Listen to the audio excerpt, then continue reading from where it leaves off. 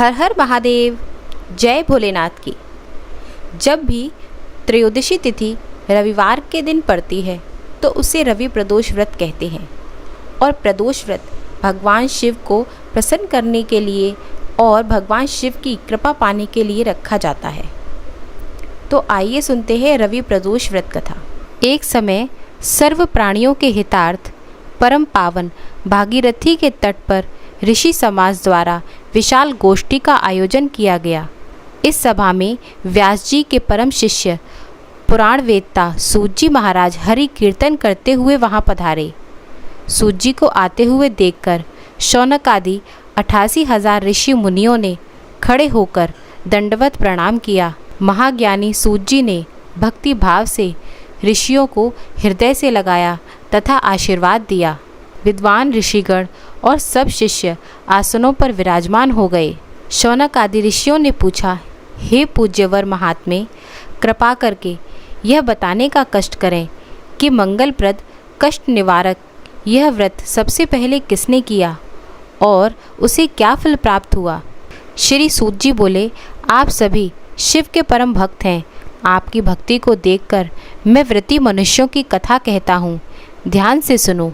रवि प्रदोष व्रत की कथा के अनुसार एक गांव में अति दीन ब्राह्मण निवास करता था। उसकी साध्वी स्त्री प्रदोष व्रत किया करती थी। उसे एक ही पुत्र रत्न था।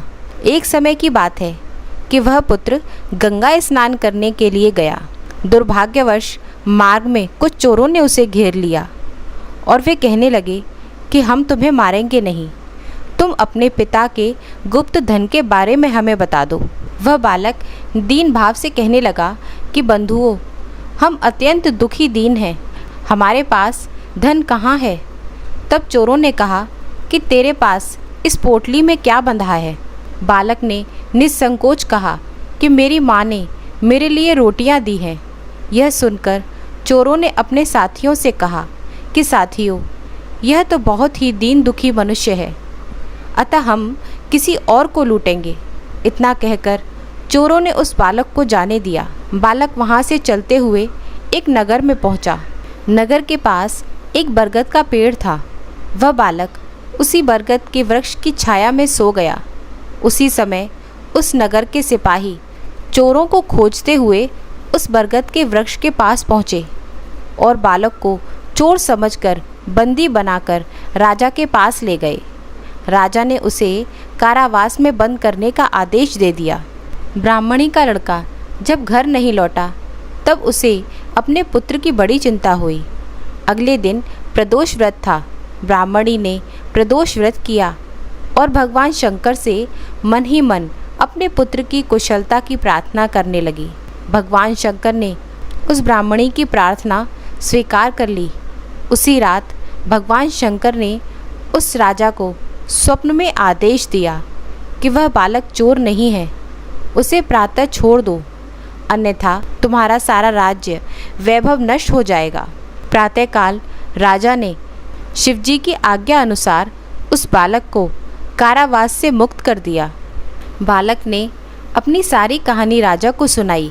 सारा वृत्तांत सुनने के बाद राजा ने अपने सिपाहियों को उस बालक के घर भेजा और उसके माता पिता को राज दरबार में बुलाया। उसके माता पिता बहुत ही भयभीत थे। राजा ने उन्हें भयभीत देखकर कहा कि आप भयभीत ना हो, आपका बालक निर्दोष है। राजा ने ब्राह्मण को 5 गांव दान में दिए जिससे कि वे सुखपूर्वक अपना जीवन व्यतीत कर सकें। इस प्रकार भगवान शिव की कृपा से और प्रदोष व्रत के प्रभाव से वह ब्राह्मण परिवार आनंद से रहने लगा।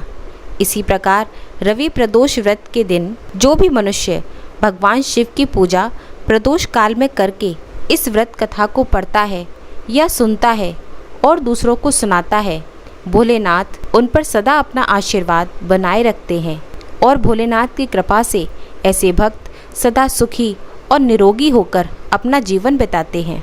तो ये थी रवि प्रदोष व्रत कथा। अगर आपको मेरी ये कथा पसंद आई है तो मेरे वीडियो को लाइक करें, शेयर करें और चैनल को सब्सक्राइब करना ना भूलें। हर हर महादेव।